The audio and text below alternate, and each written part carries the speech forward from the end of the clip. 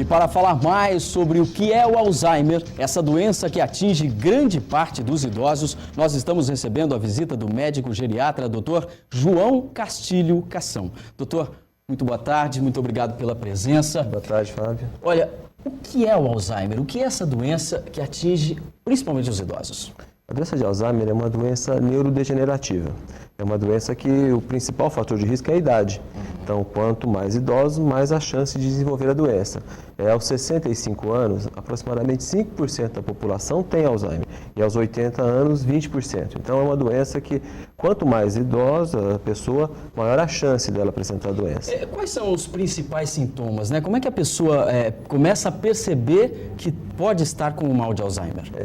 Na verdade, é a família que deve perceber. A família? A família. A pessoa, geralmente, ela tem alterações na memória, nas atividades que ela executa no dia a dia. A gente tem uma atividade de vida diária, ela começa a ter dificuldade na execução das suas atividades. Tarefas simples? Tarefas simples. Inicialmente, aquelas tarefas que a gente faz fora de casa. A gente tem atividades instrumentais, como cuidar da sua vida financeira, fazer pequenas compras, gerenciar a sua casa. E depois, quando a doença vai avançando, aí nas atividades básicas mesmo, como atividade de higiene pessoal, de sobrevivência, de tomar os seus medicamentos, de alimentação. Mas já nas fases iniciais, a família tem que ficar atenta. O idoso ele tem que ser protegido. Normalmente ele não percebe que essas falhas acontecem. E se a família não está atenta, isso passa muitas vezes a ser negligenciado. Esses lapsos de memória, né? Esquecimento, faz parte também dessa fase inicial dos sintomas? Faz. Toda a queixa da memória ela deve ser investigada. Normalmente, a maior parte das queixas relativas à memória, elas não caracterizam este Alzheimer. São queixas simples, que é uma desatenção, mas quando essa queixa ela é recorrente e quando ela atrapalha, compromete a atividade que o idoso exerce no seu dia a dia, ela tem que ser investigada, tem que passar por uma consulta. Existem testes diagnósticos, testes neuropsicológicos, que pode diagnosticar vários domínios. Quando você fala de memória, a gente que trabalha com isso pensa em cognição.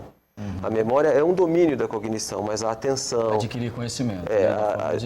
Mas a atenção, a desorientação no tempo e no espaço, como a gente viu nesses dois casos, a pessoa teve uma desorientação espacial e se perdeu. A função executiva, que é como ela executa as atividades que ela fazia no dia a dia. As confusões, não é só o esquecimento, é a confusão. Criar coisas a partir de fatos que realmente não existem.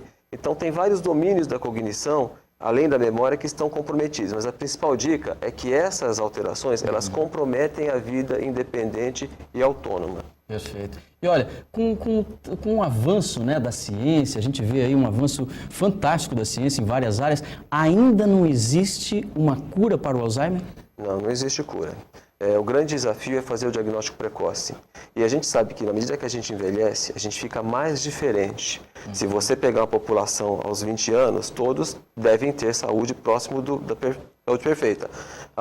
Com a idade, não. Aos 70 anos, você tem aqueles indivíduos que têm doença, outros que têm uma vida praticamente igual à de uma pessoa mais jovem e outros mais comprometidos.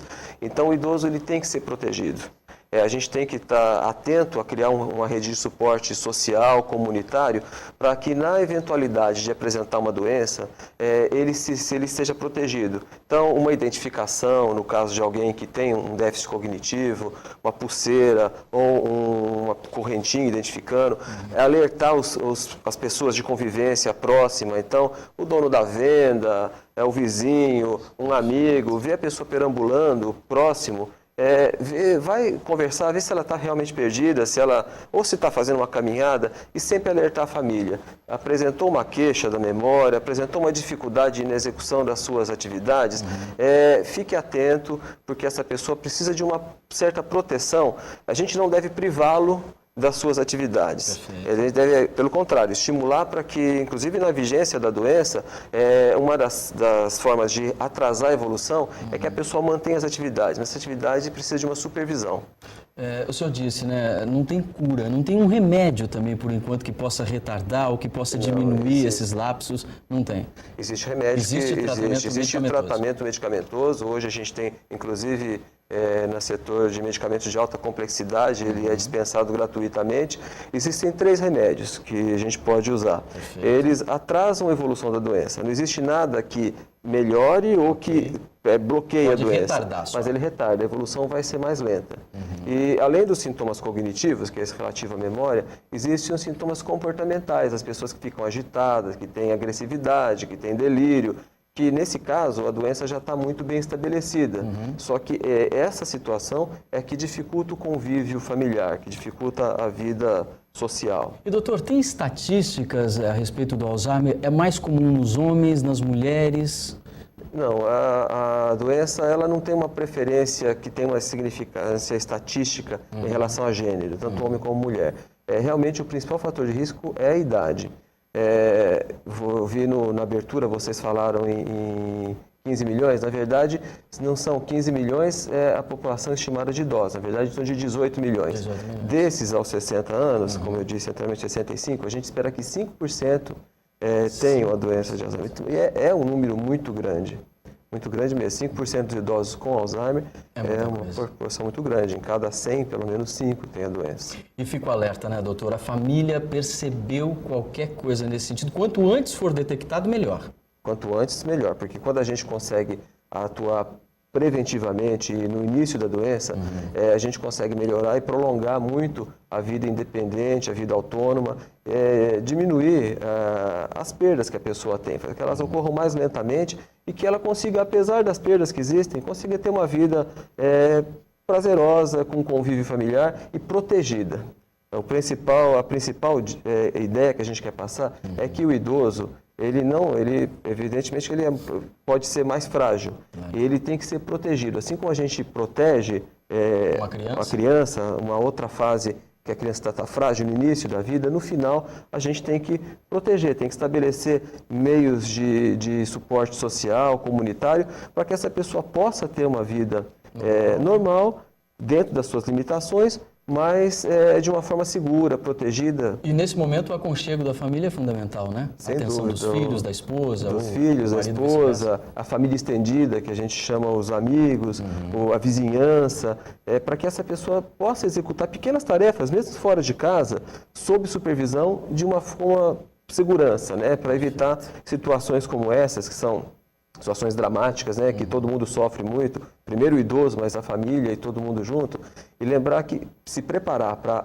atender um idoso, a gente está evitando o maltrato. Na maioria das vezes a gente pensa em maltrato, a gente pensa naquela coisa feita voluntariamente, com maldade, mas a gente ter uma pessoa dependente, idosa em casa, e não preparar-se adequadamente para suprir as suas necessidades, também é um maltrato. Involuntário, nunca é feito com maldade, a família sempre quer o melhor para o seu familiar, mas não se preparar para isso é uma situação de maltrato. Então, a informação é o grande instrumento que a gente tem para mudar essa situação. Perfeito. E vamos torcer para que a ciência descubra, né, a cura dessa doença, porque é uma fase tão importante, né, tão maravilhosa da vida das pessoas também, já viveram tanto, podiam estar curtindo melhor, né? E muito longa. Hoje em dia, a gente vive mais como idoso do que como criança, por exemplo. Exatamente. Doutor, muito obrigado pela sua atenção em atender a produção do Balanço Geral e falar sobre essa doença que atinge parte da população, principalmente os idosos. Muito obrigado pela sua atenção. Nós estamos à disposição, Fábio. Sempre que precisar, Tá certo. contar conosco. Ok. Muito boa tarde. Boa tarde.